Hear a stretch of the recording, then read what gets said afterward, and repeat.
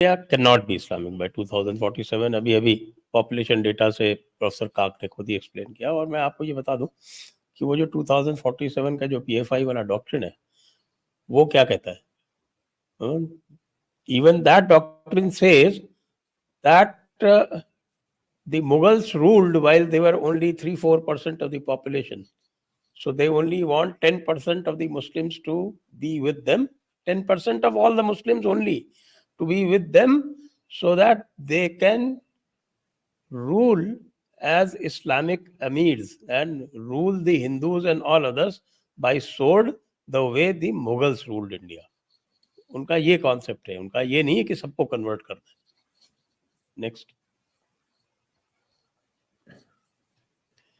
Full Metal Heart, can't Europe just stop giving freebies to immigrants? Abrahamic, extreme socialists and communists can't survive because tech is evolving quick.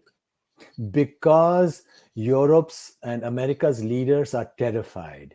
उनको डर है, उनकी population collapse हो रही है, और यदि उनकी पॉपुलेशन कोलैप्स कंप्लीटली हो जाए तो फिर they will not have hegemonic control over the world. इस समय जो हेजेमोनिक सुपर पावर है, West will not, America will not be superpower, China will become superpower, India will become superpower. इसलिए they need human bodies. That's why they are letting people come in. They need people. And जैसे मैंने आपको बताया, I have one observation in this.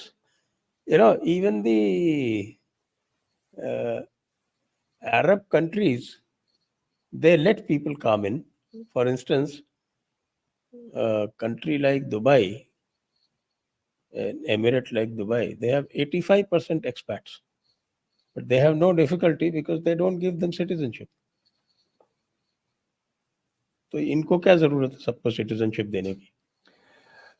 जरूरत इनको नहीं, यहाँ पे जॉब्स भी नहीं है। ये लोग इमिग्रेंट्स तो ले रहे हैं अमेरिका में, कनाडा में इस समय जॉब्स नहीं है। लेकिन ये कह रहे हैं, ये थियोरेटिकल जो ये एकेडमिक्स लोग बैठे हैं ना, पॉलिसी मेकर्स, ट्रूडो के या अन्य लोग, वो कह रहे हैं देखिए हमें 2100 तक 100 मिलियन कैनेडियन चाहिए। इस समय 41 मिलियन है, तो 60 मिलियन आप इमिग्रेंट्स को ले आओगे बाहर अन्य देशों से, क्योंकि आपकी अपनी पॉपुलेशन बढ़ नहीं रही है, और ये लोग अफ्रीका से आएंगे या मिडिल ईस्ट से आएंगे या पंजाब से आएंगे। तो the character of this country will be change, but they are only attached to this idea कि जियो पॉलिटिक्स में हमारा पावर कितना है। और फिर अब देखिए, जो प्रॉस्पेरिटी अमेरिका की है वो इसलिए भी है क्योंकि अमेरिका सुपर पावर है।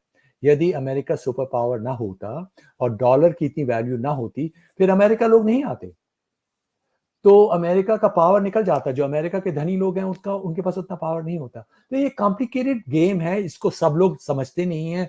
जो लोग गेम खेल भी रहे हैं वो समझते नहीं है कि जो उनके डिसीजंस है उससे उसका प्रभाव उनके देश पे क्या होगा।